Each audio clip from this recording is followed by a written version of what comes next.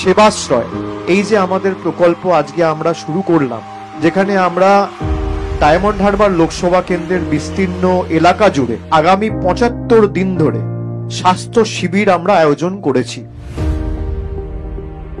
Diamond Harbour বিধানসভায় 40টা camp আয়োজন করা হয়েছে, যেখানে একটা মডেল ক্যাম্প রয়েছে এবং 39টা সাধারণ ক্যাম্প রয়েছে।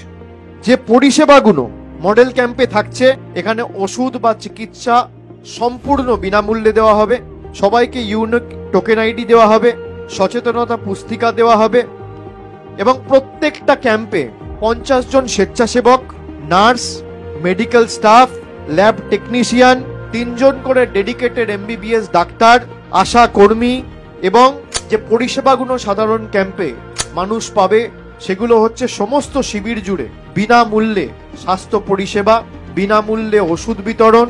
এর সাথে সাথে এখানে বিস্তারিতভাবে কি মানবেন আর কি করবেন না সেগুলো বিস্তারিত দেওয়া রয়েছে এবং তার সাথে প্রেসক্রিপশনের আলাদা জায়গা থাকবে।